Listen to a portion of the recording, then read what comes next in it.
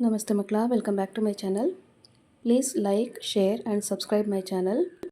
ಮಕ್ಕಳ, ಇವತ್ತು ನಾವು ಪ್ರಥಮ PUC ಕನ್ನಡದಲ್ಲಿ ದೇವನೊಲಿದನ ಕುಲವೇ ಸತ್ಕುಲಂ ಈ ಒಂದು ಪದ್ಯಭಾಗಕ್ಕೆ ಸಂಬಂಧಪಟ್ಟಂತಹ ಅಭ್ಯಾಸ ಪ್ರಶ್ನೋತ್ತರಗಳನ್ನ ಈಗ ನೋಡ್ತಾ ಹೋಗೋಣ.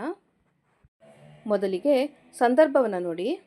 ಸಂದರ್ಭ 1, ಕಾವೇರಿ ಸೋಂಕಿದರ ಪಾಪಮಮಂ ಸೋಂವೇರಿ. ಆಯ್ಕೆ: ಈ ವಾಕ್ಯವನ್ನು ರಗಳೆ ಕವಿ ಹರಿಹರ ಬರೆದ ದೇವನೊಲಿದನ ಕುಲವೇ ಸತ್ಕುಲಂ ಎಂಬ ಕಾವ್ಯದಿಂದ ಆರಿಸಲಾಗಿದೆ. ಸಂದರ್ಭ: ಚೋಳನಾಡಿನಲ್ಲಿ ಹರಿಯುವ ಕಾವೇರಿಯನ್ನು ಕವಿ ಹರಿಹರ ವಿವರಿಸುವ ಸಂದರ್ಭ ಇದಾಗಿದೆ. ಸ್ವಾರಸ್ಯ: ಶಿವನ ನೆಲೆಯಂತಿರುವ ಚೋಳ ದೇಶದ ವರ್ಣನೆಯನ್ನು ಹರಿಹರ ಮಾಡುತ್ತಾ ಅದು ಶಿವಭಕ್ತರ ಆವಾಸ ಸ್ಥಾನ ಎನ್ನುತ್ತಾನೆ. ಅಂತಹ ದೇಶದಲ್ಲಿ ಕಾವೇರಿ ನದಿಯು ಹರಿಯುತ್ತಿತ್ತು. ಹರಿಹರನ ದೃಷ್ಟಿಯಲ್ಲಿ ಕಾವೇರಿ ಸಕಲ ಪಾಪಗಳನ್ನು ಕಳೆಯುವಂಥವಳು, ಸಕಲ ಸಸ್ಯಾವಳಿಗೆ ಬೇಕಾಗಿರುವ ನೀರನ್ನು ಎರೆಯುವಂಥವಳು.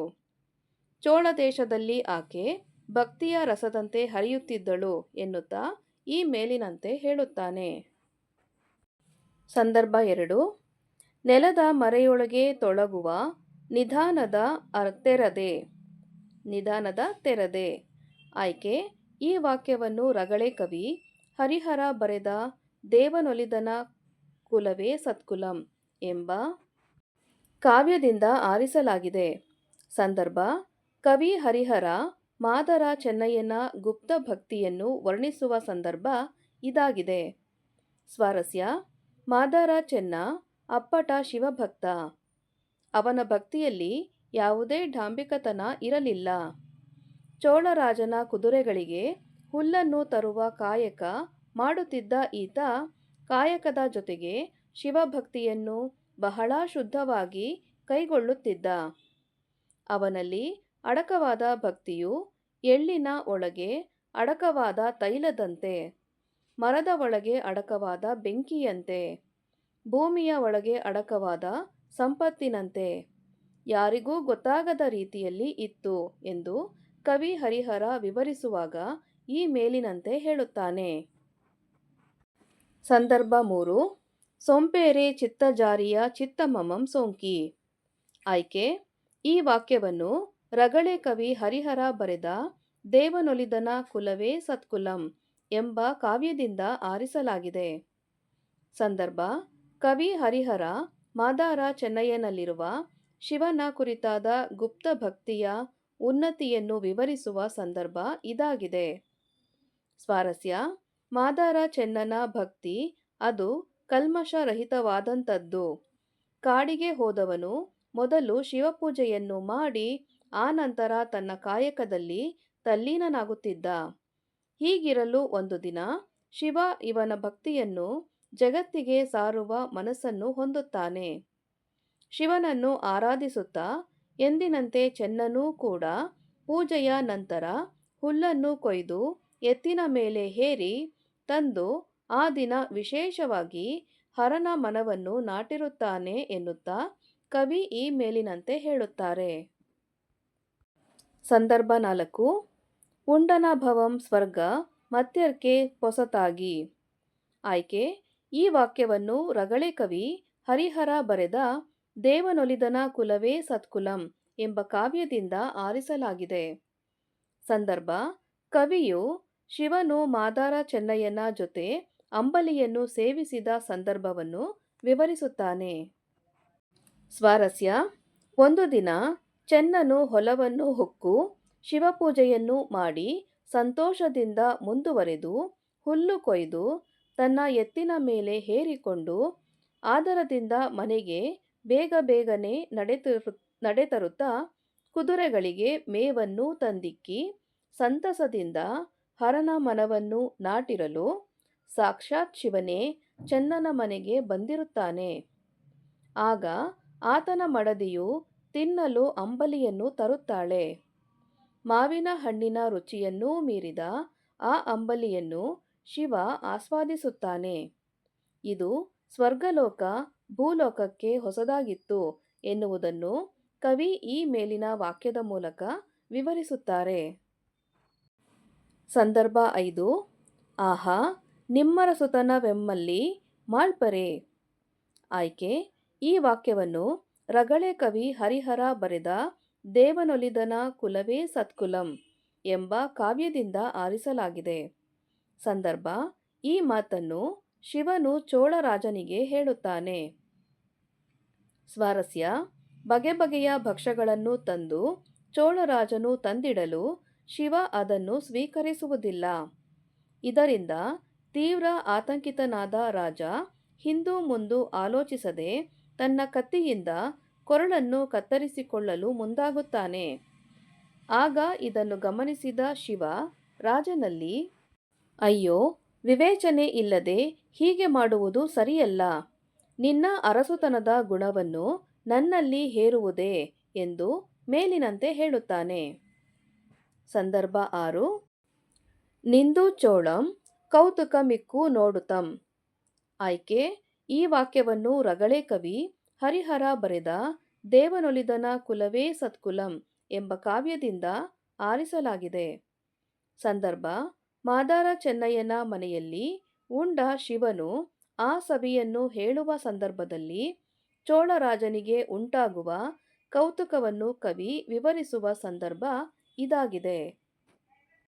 ಸ್ವಾರಸ್ಯ: ಚೋಳರಾಜನನ್ನು ಸಮಾಧಾನಪಡಿಸುತ್ತಾ ಶಿವ, ನಿನಗೆ ಸ್ವಲ್ಪವೂ ತಾಳ್ಮೆಯಿಲ್ಲ. ಇಂದು ನಾನು ಮಾದಾರ ಚೆನ್ನನ ಮನೆಯಲ್ಲಿ ಉಂಡೆನಾದ್ದರಿಂದ ನನಗೆ ಸ್ವಲ್ಪವೂ ಕೂಡ ಹಸಿವಿಲ್ಲ. ಚೆನ್ನನು ಕೊಟ್ಟ ಆ ಅಂಬಲಿಯ ರುಚಿಯನ್ನು ಏನೆಂದು ಹೊಗಳಲಿ? ಅದು ಅರಸರಿಗೂ ದುರ್ಲಭ ಎನ್ನುತ್ತಾ ಮರಳಿ ಶಿವಲಿಂಗವನ್ನು ಸೇರುತ್ತಾನೆ. ಆಗ ಚೋಳನು ಈ ವಿಷಯದಿಂದ ವಿಸ್ಮಯಕ್ಕೊಳಗಾದನು ಎಂದು ಕವಿ ಈ ಮೇಲಿನಂತೆ ಹೇಳುತ್ತಾರೆ. ಸಂದರ್ಭ 7. ಇಳಿಪಿದಂ ಸರ್ವಾಂಗಮಂ ಚೆನ್ನನಂ ಗ್ರಿಯೊಳು. ಆಯ್ಕೆ: ಈ ವಾಕ್ಯವನ್ನು ರಗಳೆ ಕವಿ ಹರಿಹರ ಬರೆದ ದೇವನೊಲಿದನ ಕುಲವೇ ಸತ್ಕುಲಂ ಎಂಬ ಕಾವ್ಯದಿಂದ ಆರಿಸಲಾಗಿದೆ. ಸಂದರ್ಭ: ಮಾದಾರ ಚೆನ್ನಿಗನಿಗೆ ಚೋಳರಾಜ ಸಾಷ್ಟಾಂಗ ನಮಸ್ಕಾರ ಹಾಕಿದ ಪ್ರಸಂಗವನ್ನು ವಿವರಿಸುವ ಸಂದರ್ಭ ಇದಾಗಿದೆ. ಸ್ವಾರಸ್ಯ: ಮಾದಾರ ಚೆನ್ನನ ಗುರುಭಕ್ತಿಯು ಅರಿವಾಗುತ್ತಿದ್ದಂತೆ ಚೋಳ ಭೂಪಾಲನಿಗೆ ಅವನನ್ನು ಕಾಣುವ ಹಂಬಲ ತೀವ್ರವಾಗುತ್ತದೆ. ತನ್ನ ಮಂತ್ರಿ ಮಾಂಡಲಿಕರೊಡನೆ ಚೆನ್ನನಿಗಾಗಿ ಪರಿತಪಿಸುತ್ತಾ ಹುಡುಕುತ್ತಾ ಚೆನ್ನನ ಗುಡಿಸಲಿಗೆ ಬರುತ್ತಾನೆ. ಅವನನ್ನು ನೋಡಿದ ರಾಜನಿಗೆ ಅವನ ಮೇಲಿನ ಭಕ್ತಿ ತೀವ್ರವಾಗಿ ತನ್ನ ಸರ್ವಾಂಗಗಳನ್ನು ಆತನ ಪಾದದ ಮೇಲೆ ಇಳಹುತ್ತಾನೆ. ಇದನ್ನೇ ಕವಿ ಮೇಲಿನಂತೆ ವಿವರಿಸುತ್ತಾನೆ. ಸಂದರ್ಭ 8. ದೇವನೊಲಿದನ ಕುಲವೇ ಸತ್ಕುಲಂ. ಆಯ್ಕೆ: ಈ ವಾಕ್ಯವನ್ನು ರಗಳೆ ಕವಿ ಹರಿಹರ ಬರೆದ ದೇವನೊಲಿದನ ಕುಲವೇ ಸತ್ಕುಲಂ ಎಂಬ ಕಾವ್ಯದಿಂದ ಆರಿಸಲಾಗಿದೆ. ಸಂದರ್ಭ: ಈ ಮಾತನ್ನು ಚೋಳರಾಜನು ಹೇಳುತ್ತಾನೆ. ಸ್ವಾರಸ್ಯ: ವಿಸ್ಮಯಕ್ಕೆ ಒಳಗಾದ ಚೋಳರಾಜ ನಂತರ ಚೆನ್ನನಿಗಾಗಿ ಪರಿತಪಿಸಿ ಆತನು ಇರುವ ಸ್ಥಳಕ್ಕೆ ಧಾವಿಸಿ ಆತನಿಗೆ ಉದ್ದಂಡ ನಮಸ್ಕಾರ ಮಾಡಿ ಪಾದವನ್ನು ಹಿಡಿದು ಬಿಡುವುದಿಲ್ಲ ಎನ್ನುತ್ತಾನೆ. ಆಗ ಚೆನ್ನನು, ಏನಯ್ಯ ಚೋಳರಾಜ, ನೀನು ಹೀಗೆ ಮಾಡಬಹುದೇ? ನನ್ನ ಕುಲವನ್ನು ನೋಡದೆ ನನ್ನಲ್ಲಿಗೆ ಬರಬಹುದೇ? ನನ್ನ ಜಾತಿಯನ್ನರಿಯದೆ ಹೀಗೆ ಮಾಡಬಹುದೇ ಎಂದು ಕೇಳಿದಾಗ ಚೋಳರಾಜನು ಈ ಮೇಲಿನಂತೆ ಹೇಳುತ್ತಾನೆ. ಸಂದರ್ಭ 9. ಮೇದಿನಿಗೆ ಬೀದಿಗರುವಾದುದೆನ್ನಯ್ಯ ಭಕ್ತಿ. ಆಯ್ಕೆ: ಈ ವಾಕ್ಯವನ್ನು ರಗಳೆ ಕವಿ ಹರಿಹರ ಬರೆದ ದೇವನೊಲಿದನ ಕುಲವೇ ಸತ್ಕುಲಂ ಎಂಬ ಕಾವ್ಯದಿಂದ ಆರಿಸಲಾಗಿದೆ. ಸಂದರ್ಭ: ಶಿವನಿಂದ ತನ್ನ ಗುಪ್ತ ಭಕ್ತಿ ಬಯಲಾದ ಸಂದರ್ಭದಲ್ಲಿ ಮಾದಾರ ಚೆನ್ನಯ್ಯ ಹೇಳುವ ಮಾತು ಇದಾಗಿದೆ. ಸ್ವಾರಸ್ಯ: ಚೋಳರಾಜ ಆನೆಯಿಂದ ಚೆನ್ನನನ್ನು ಮೆಲ್ಲನೆ ಆಧರಿಸಿ ಕೆಳಕ್ಕಿಳಿಸಿ ಅವನನ್ನು ಜೊತೆಗೂಡಿ ಶಿವಲಿಂಗದ ಮುಂದೆ ಬಂದು ನಿಂತುಕೊಳ್ಳುತ್ತಾನೆ. ಶಿವನಿಗೆ ಎದುರಾಗಿ ನಿಂತುಕೊಂಡ ಚೆನ್ನನು ಶಿವನ ಕುರಿತಂತೆ ಕಡು ಕೋಪಗೊಳ್ಳುತ್ತಾ, ಉನ್ನತ ಚರಿತನಾದ ನೀನು ನನ್ನನ್ನು ಈ ತರಹ ದೂರುವುದೇ? ಚೋಳನಿಂದ ತರಿಸಲ್ಪಟ್ಟ ನಾನು ಮಾಡಿದ ತಪ್ಪಾದರೂ ಏನು? ನಾನು ನಿನ್ನಲ್ಲಿ ಪದವಿಯನ್ನು ಬೇಡಿದೆನೆ, ತಿಳಿಯದೆ ನನ್ನಲ್ಲಿದ್ದ ಅಂಬಲಿಯನ್ನು ಕೊಟ್ಟದ್ದಕ್ಕೆ ಹೀಗೆ ವರ್ತಿಸುವುದೇ? ಚಂದ್ರಧರನಾದ ನೀನು ಈ ರೀತಿ ದೂರುವುದೇ ಎನ್ನುತ್ತಾ ಈ ಮೇಲಿನಂತೆ ಹೇಳುತ್ತಾನೆ. ನೆಕ್ಸ್ಟ್ ಹೆಡಿಂಗ್ ನೋಡಿ ಮಕ್ಕಳ. ಒಂದು ವಾಕ್ಯದಲ್ಲಿ ಉತ್ತರಿಸಿ. ಪ್ರಶ್ನೆ 1. ಚೋಳ ದೇಶವು ಯಾರಿಗೆ ನೆಲೆಯಾಗಿತ್ತು? ಉತ್ತರ: ಚೋಳ ದೇಶವು ಶ್ರೀ ಶಿವನ ನೆಲೆಯಾಗಿತ್ತು. ಪ್ರಶ್ನೆ 2. ಚೋಳ ದೇಶವನ್ನು ಆಳುತ್ತಿದ್ದ ದೊರೆ ಯಾರು? ಉತ್ತರ: ಚೋಳ ದೇಶವನ್ನು ಆಳುತ್ತಿದ್ದ ದೊರೆ ಕರಿಕಾಲ ಚೋಳ. ಪ್ರಶ್ನೆ 3. ಚೆನ್ನಯ್ಯನು ಮಾಡುತ್ತಿದ್ದ ಕಾಯಕ ಯಾವುದು? ಉತ್ತರ: ಚೆನ್ನಯ್ಯನು ಚೋಳರಾಜನ ಕುದುರೆಗೆ ಮೇವಿನ ಹುಲ್ಲನ್ನು ತರುವ ಕಾಯಕ ಮಾಡುತ್ತಿದ್ದ. ಪ್ರಶ್ನೆ 4. ಚೆನ್ನಯ್ಯನು ಹುಲ್ಲನ್ನು ಯಾವುದರ ಮೇಲೆ ಹೇರಿಕೊಂಡು ಬರುತ್ತಿದ್ದನು? ಉತ್ತರ: ಚೆನ್ನಯ್ಯನು ಹುಲ್ಲನ್ನು ಮೈಲನ ಮೇಲೆ ಹೇರಿಕೊಂಡು ಬರುತ್ತಿದ್ದನು. ಪ್ರಶ್ನೆ 5. ಶಿವನು ಯಾರ ಜೊತೆ ಊಟ ಮಾಡಿದನು? ಉತ್ತರ: ಶಿವನು ಮಾದರ ಚೆನ್ನಯ್ಯನ ಜೊತೆ ಊಟ ಮಾಡಿದನು. ಪ್ರಶ್ನೆ 6. ಚೆನ್ನಯ್ಯನನ್ನು ಹುಡುಕಲು ಚೋಳರಾಜನು ಯಾರನ್ನು ಕಳುಹಿಸಿದನು? ಉತ್ತರ: ಚೆನ್ನಯ್ಯನನ್ನು ಹುಡುಕಲು ಚೋಳರಾಜನು ದೂತರನ್ನು ಕಳುಹಿಸಿದನು. ಪ್ರಶ್ನೆ 7. ಚೋಳರಾಜನು ಚೆನ್ನಯ್ಯನನ್ನು ಶಿವಾಲಯಕ್ಕೆ ಹೇಗೆ ಕರೆತಂದನು? ಉತ್ತರ: ಚೋಳರಾಜನು ಚೆನ್ನಯ್ಯನನ್ನು ಮಠದ ಆನೆಯ ಮೂಲಕ ಶಿವಾಲಯಕ್ಕೆ ಕರೆತಂದನು. ಪ್ರಶ್ನೆ 8. ಕೈಲಾಸದಲ್ಲಿ ಚೆನ್ನಯ್ಯನಿಗೆ ಯಾವ ಪದವಿ ಲಭಿಸಿತು? ಉತ್ತರ: ಕೈಲಾಸದಲ್ಲಿ ಚೆನ್ನಯ್ಯನಿಗೆ ಗಣ ಪದವಿ ಲಭಿಸಿತು. ನೆಕ್ಸ್ಟ್ ಹೆಡಿಂಗ್ ನೋಡಿ ಮಕ್ಕಳ. 2-3 ವಾಕ್ಯಗಳಲ್ಲಿ ಉತ್ತರಿಸಿ. ಪ್ರಶ್ನೆ 1. ಕಾವೇರಿ ನದಿಯ ಮಹಿಮೆ ಎಂತಹುದು? ಉತ್ತರ: ಕಾವೇರಿಯು ಸಕಲ ಪಾಪಗಳನ್ನು ಕಳೆಯುವ ಪಾಪನಾಶಿನಿಯಾಗಿದ್ದಾಳೆ. ಸಕಲ ಸಸ್ಯಾಳಿಗಳನ್ನು ಪೊರೆಯುವವಳು, ಲೋಕಕ್ಕೆ ಅಮೃತವಾರಿಧಿಯಂತಿಹಳು ಎಂದು ಕವಿ ಹರಿಹರ ಕಾವೇರಿಯ ಮಹಿಮೆಯನ್ನು ವರ್ಣಿಸುತ್ತಾನೆ. ಪ್ರಶ್ನೆ 2. ಚೆನ್ನಯ್ಯನ ಗುಪ್ತಭಕ್ತಿ ಯಾವ ರೀತಿಯದು?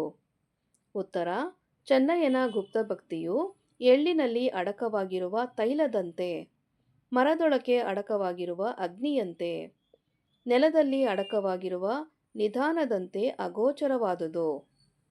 ಪ್ರಶ್ನೆ 3. ಶಿವಲಿಂಗವನ್ನು ಯಾವ ಯಾವ ಹೂಗಳಿಂದ ಚೆನ್ನಯ್ಯ ಸಿಂಗರಿಸುತ್ತಿದ್ದನು? ಉತ್ತರ: ಚೆನ್ನಯ್ಯನು ಪರಿಮಳಯುಕ್ತವಾದ ಮಲ್ಲಿಗೆಗಳಿಂದ, ವಿಸ್ತಾರವಾದ ಕಂಪನ್ನು ಬೀರುವ ಸಂಪಿಗೆ, ಮರುಗ, ಪಡ್ಡಳಿ, ಸುರಗಿ, ಸರಹೊನ್ನೆ, ಚಂಗಣಿಗೆಲೆಗಳಿಂದ ಹೂಗಳಿಂದ ಶಿವಲಿಂಗವನ್ನು ಸಿಂಗರಿಸುತ್ತಿದ್ದನು. ಪ್ರಶ್ನೆ 4. ಚೋಳರಾಜ ಚೆನ್ನಯ್ಯನ ಪಾದಗಳನ್ನು ಹಿಡಿದಾಗ ಅವನ ಪ್ರತಿಕ್ರಿಯೆ ಏನು? ಉತ್ತರ: ಚೋಳರಾಜ ಚೆನ್ನಯ್ಯನ ಪಾದಗಳನ್ನು ಹಿಡಿದಾಗ ಚೆನ್ನಯ್ಯ, ಏನಯ್ಯ ಚೋಳರಾಜನೇ, ಭಾನುಕುಲ ದರ್ಪಣನಾದ ನೀನು ಹೀಗೆ ಮಾಡುವುದೇ? ನನ್ನ ಜಾತಿ ಯಾವುದು ಎಂಬುದನ್ನು ಅರ್ಥ ಮಾಡಿಕೊಳ್ಳದೆ ಈ ರೀತಿ ಮಾಡುವುದೇ ಎಂದು ಪ್ರತಿಕ್ರಿಯಿಸುತ್ತಾನೆ. ಪ್ರಶ್ನೆ 5. ಶಿವನ ಮೇಲೆ ಚೆನ್ನಯ್ಯನು ಮುನಿಸಿಕೊಳ್ಳಲು ಕಾರಣವೇನು? ಉತ್ತರ: ಅರಿಯದೆ ಅಂಬಲಿಯನ್ನು ನೀಡಿದ್ದಕ್ಕಾಗಿ ನೀನು ನನ್ನ ಗುಪ್ತಭಕ್ತಿಯನ್ನು ಚೋಳರಾಜನ ಮೂಲಕ ಬಹಿರಂಗ ಮಾಡಿ ಈ ರೀತಿಯಾಗಿ ದೂರುವುದೇ ಎಂದು ಅವನ ಮೇಲೆ ಚೆನ್ನಯ್ಯನು ಮುನಿಸಿಕೊಳ್ಳುತ್ತಾನೆ. ಪ್ರಶ್ನೆ 6. ಶಿವನು ಚೆನ್ನಯ್ಯನನ್ನು ಹೇಗೆ ಸಮಾಧಾನ ಪಡಿಸಿದನು? ಉತ್ತರ: ಕೊರಳನ್ನು ಕತ್ತರಿಸಿಕೊಳ್ಳಲು ಮುಂದಾದ ಚೆನ್ನಯ್ಯನ ಎದುರು ಅವನು ಪ್ರತ್ಯಕ್ಷವಾಗಿ ವಿಚಾರ ಮಾಡದೆ ಮರೆತು ಚೋಳರಾಜನಿಗೆ ಹೇಳಿದೆ. ಅದಕ್ಕಾಗಿ ಈ ರೀತಿಯ ಕಾರ್ಯ ಸರಿಯಲ್ಲ ಎಂದು ಚೆನ್ನಯ್ಯನನ್ನು ಸಮಾಧಾನಪಡಿಸಿದನು. ನೆಕ್ಸ್ಟ್ ಹೆಡಿಂಗ್ ನೋಡಿ ಮಕ್ಕಳ. 5-6 ವಾಕ್ಯಗಳಲ್ಲಿ ಉತ್ತರಿಸಿ. ಪ್ರಶ್ನೆ 1. ಚೆನ್ನಯ್ಯ ತನ್ನ ಕಾಯಕವನ್ನು ಹೇಗೆ ಮಾಡುತ್ತಿದ್ದನು? ಉತ್ತರ: ಮಾದಾರ ಚೆನ್ನನು ಕರಿಕಾಲ ಚೋಳರಾಜ ಆಳುತ್ತಿದ್ದ ರಾಜ್ಯದಲ್ಲಿ ಇರುವ ಒಬ್ಬ ಅಪ್ಪಟ ಶಿವಭಕ್ತ. ಈತ ಮಾದಿಗ ಎನ್ನುವ ಕೆಳ ಪಂಗಡಕ್ಕೆ ಸೇರಿದವನಾಗಿದ್ದು ಹೆಸರಿಗೆ ಅನ್ವರ್ಥವಾಗಿ ಬದುಕುತ್ತಿದ್ದ. ಈತ ರಾಜನ ಲಾಯದಲ್ಲಿದ್ದ ಕುದುರೆಗಳಿಗೆ ಮೇವನ್ನು ಪೂರೈಸುವ ಕಾಯಕ ಮಾಡುತ್ತಿದ್ದ.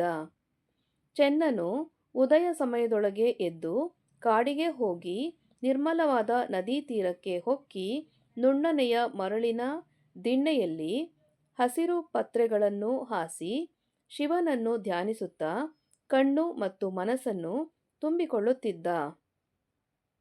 ನಂತರ ವಿಧ ವಿಧವಾದ ಹೂಗಳನ್ನು ತಂದು ಶಿವಲಿಂಗವನ್ನು ಸಿಂಗರಿಸುತ್ತಾ ಭಕ್ತಿಯಿಂದ ಪೂಜಿಸಿ ನಂತರ ಕುದುರೆಗೆ ಬೇಕಾದ ಹುಲ್ಲನ್ನು ಕೊಯ್ದುಕೊಂಡು ತನ್ನ ಎತ್ತಿನ ಮೇಲೆ ಹೇರಿಕೊಂಡು ಹಿಂದಿರುಗುತ್ತಿದ್ದ. ಚೆನ್ನನ ಈ ಭಕ್ತಿ ಗುಪ್ತವಾಗಿತ್ತು. ಯಾರಿಗೂ ಕೂಡ ಈತ ಶಿವನ ಪರಮ ಭಕ್ತ ಎಂದು ಹೇಳಲು ಅಸಾಧ್ಯವಾಗಿತ್ತು. ಭಕ್ತಿಯಲ್ಲಿ ಎಷ್ಟು ನಿಷ್ಠನಾಗಿದ್ದನೋ ಕಾಯಕದಲ್ಲೂ ಕೂಡ ಅಷ್ಟೇ ನಿಷ್ಠನಾಗಿದ್ದನು. ಪ್ರಶ್ನೆ 2. ಶಿವನು ಚೆನ್ನಯ್ಯನ ಮನೆಯಲ್ಲಿ ಊಟ ಮಾಡಿದ ಪ್ರಸಂಗವನ್ನು ವಿವರಿಸಿ. ಉತ್ತರ: ಮಾದರ ಚೆನ್ನನು ಶಿವನ ಧ್ಯಾನವನ್ನು ಬಹಳ ನಿಷ್ಠೆಯಿಂದ ಮಾಡುತ್ತಿದ್ದ. ಆದರೆ ಅವನ ಭಕ್ತಿಯು ಬಹಳ ಗುಪ್ತವಾಗಿ ಸಾಗುತ್ತಿತ್ತು. ಹೊರಗಿನಿಂದ ಎಷ್ಟು ನಿಷ್ಠವಾಗಿ ಕಾಯಕವನ್ನು ಮಾಡುತ್ತಿದ್ದನೋ ಒಳಗಿನಿಂದ ಅಷ್ಟೇ ನಿಷ್ಠವಾಗಿ ಶಿವನ ಭಕ್ತಿಯಲ್ಲಿ ತೊಡಗುತ್ತಿದ್ದ. ಉದಯ ಕಾಲದಲ್ಲಿಯೇ ಕಾಡಿಗೆ ಹೋಗಿ ಬಗೆ ಬಗೆಯ ಹೂವುಗಳಿಂದ ಲಿಂಗವನ್ನು ಸಿಂಗರಿಸಿ ಶಿವನನ್ನು ಧ್ಯಾನಿಸಿ ಮತ್ತೆ ತನ್ನ ಕಾಯಕವನ್ನು ಪೂರೈಸಿಕೊಂಡು ಬಂದು ಚೋಳನ ಕುದುರೆ ಲಾಯಕ್ಕೆ ಇತರ ಕೆಲಸಗಾರರಂತೆ ಹುಲ್ಲನ್ನು ತಂದು ಹಾಕಿ ಮನೆಗೆ ಬಂದು ಶಿವನಿಗೆ ನೈವೇದ್ಯದ ರೂಪದಲ್ಲಿ ಅರ್ಪಿಸಿದ ಅಂಬಲಿಯನ್ನು ಸ್ವೀಕರಿಸುತ್ತಿದ್ದನು. ಈ ರೀತಿ ಭೂಲೋಕದಲ್ಲಿ 60 ವರ್ಷಗಳ ಕಾಲ ಇವನ ಶಿವಪೂಜೆ ಗುಪ್ತವಾಗಿ ನಡೆಯುತ್ತಿತ್ತು. ಅದೊಂದು ದಿನ ಶಿವ ಈತನ ಭಕ್ತಿಗೆ ಒಲಿಯುತ್ತಾನೆ. ಹೀಗಿರಲು ಒಂದು ದಿನ ಚೆನ್ನನು ಹೊಲವನ್ನು ಹೊಕ್ಕು ಶಿವಲಿಂಗ ಪೂಜೆಯನ್ನು ಮಾಡಿ ಸಂತೋಷದಿಂದ ಮುಂದುವರೆದು ಹುಲ್ಲು ಕೊಯ್ದು ತನ್ನ ಎತ್ತಿನ ಮೇಲೆ ಏರಿಕೊಂಡು ಕುದುರೆ ಲಾಯಕ್ಕೆ ತಂದಿಕ್ಕಿ ಮನೆಗೆ ಬಂದು ಶಿವನನ್ನು ನೆನೆಯುತ್ತಿರುವಾಗ ಆತನ ಮಡದಿ ಆತನಿಗೆ ಅಂಬಲಿಯನ್ನು ತಂದಿಯುತ್ತಾಳೆ.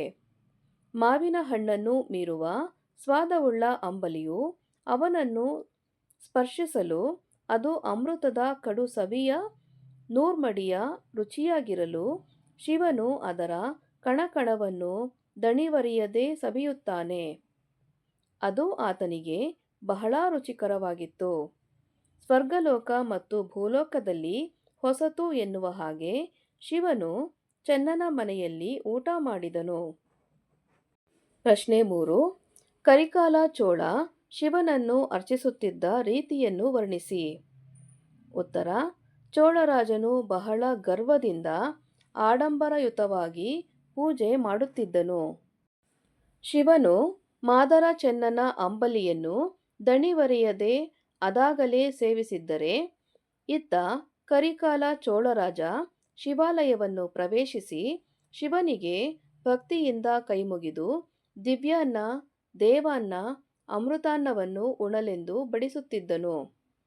ನಂತರ ತಾನು ತಂದಿರುವ ಹಪ್ಪಳ, ಮಣ್ಣಿನ ಕುಡಿಕೆಯಲ್ಲಿ ಕೆನೆ ಹಾಲು, ತುಪ್ಪ, ಕೆನೆಯುತ್ತ ಮೊಸರು, ಸಕ್ಕರೆ ಮುಂತಾದವುಗಳನ್ನು ಸಾಲಾಗಿ ಬಡಿಸಿಟ್ಟು ಹರನು ಉಣಲಿ ಎಂದು ಪರದೆಯನ್ನು ಮುಚ್ಚಿ ಶಿವನೇ ಸ್ವೀಕರಿಸೆಂದು ಸಂತೋಷದಿಂದ ನಮಸ್ಕರಿಸುತ್ತಿದ್ದನು.